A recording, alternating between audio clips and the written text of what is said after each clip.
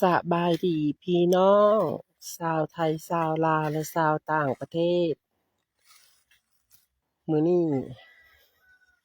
สาวเลี้ยงงัวหน้าแหมแก้มใหม่ คนโคราชพัดถิ่นมาอยู่เมืองกาฬสินธุ์อำเภอยางตลาดเฮาก็มาเลี้ยงงัว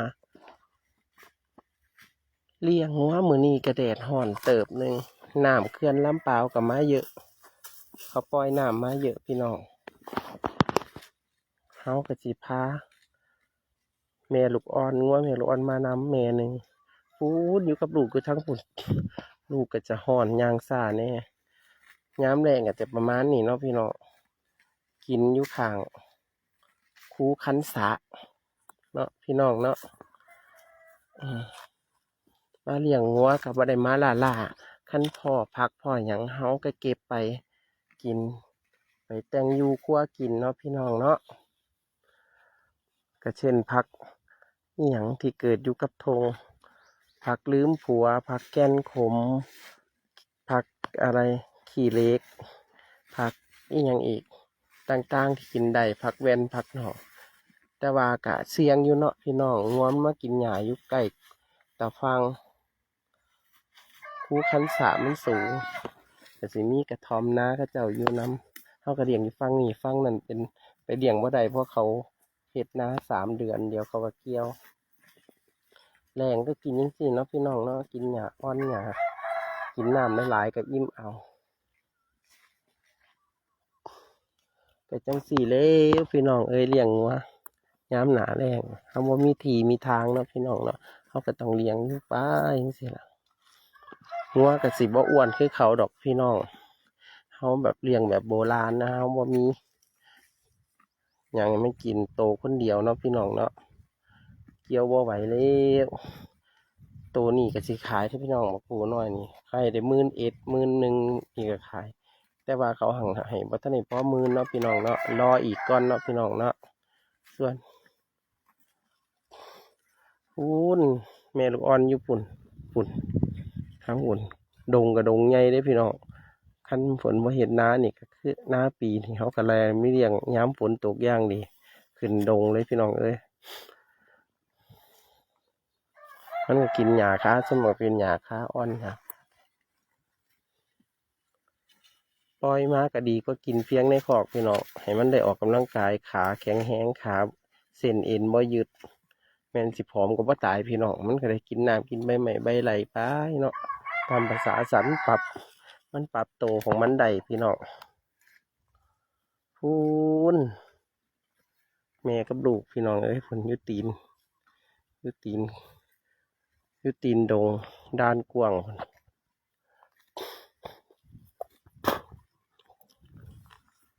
กับบ่มีอย่างให้เบิ้งนะพี่น้องนะเป็นคลิปที่2ที่ถ่ายลงแล้วล่ะพี่น้องเอ้ย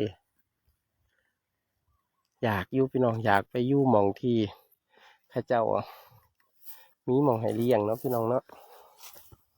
มีข้าเจ้าว่าเห็นนะปังนะอย่างสิแต่แต่มันก็ดีอยู่ทั้งเนี่ยคันมีหม่อง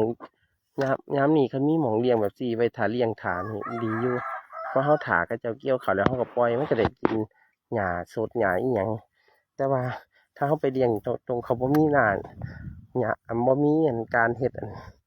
น้า3 เดือนสิมันก็จะมีแต่แห้งนะจ๊ะเนาะอันนี้มันที่ได้กินหญ้าเขียวช่วงที่เขาเจ้าบ่เฮ็ดน้า3 เดือนนะจ๊ะเนาะเดือนกว่านี่แหละเดี๋ยวก็เข้าสู่ฤดูฝนตามที่จริงแล้วฤดูฝนกับฤดูแล้งนี่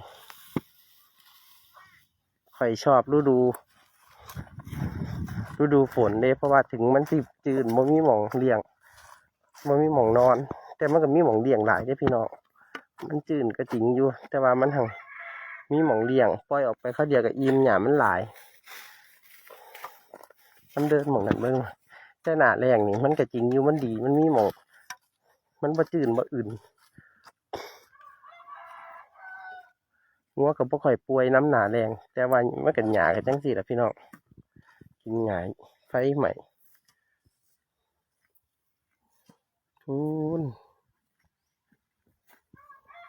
เขาก็สิไล่มันไปทางฝุ่นก็จะปล่อยมันไปบ่าย 3กับเขาแล้วพี่น้องบ่าย 3กับเขาแล้ว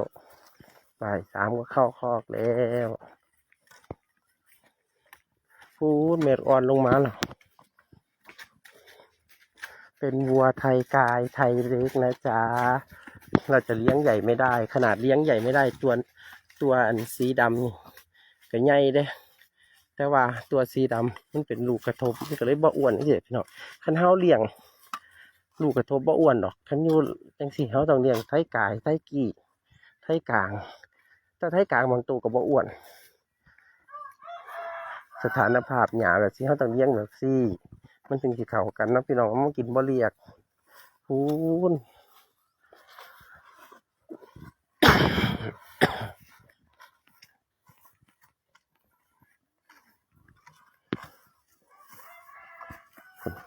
กินหญ้าหวายหญ้า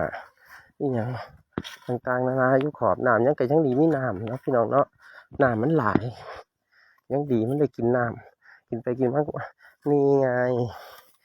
ไทยไทยกายหรือไทยกลางชอบมากเลยเนี่ยพี่น้องอ้วน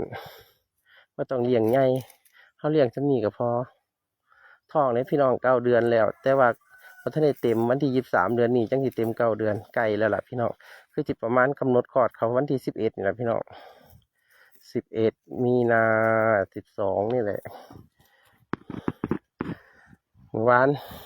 หลังจากอยู่คอกมาได้4 มื้อพี่น้องวานเจ้าของหัวก็คือน้องนี่แหละพี่น้องไปหาหมอเขาก็ว่าเป็นไซนัสอักเสบนี่ไงมันก็กินไว้สิพี่น้องว่ามีหญ้าปลูกหญ้าหยังคือเขาทีบ่มีเนาะอาศัยนาเก็กเลยพี่น้องเศรษฐีในอำเภอย่างตลาดนาเก็กนาจิกนาจีนพี่น้องมันจะกินคู่ขั้นถาไปน้ำคู่ขั้นสาไปสิล่ะพี่น้องบ่ายสามกับเขาคอกับพี่น้องคลิปนี้ก็จบซ้ำนี่เนาะพี่น้องเนาะหัดทายได้พี่น้องได้2 คลิปแล้วฝากกดไลค์กดแชร์ติดตามเลยเด้อ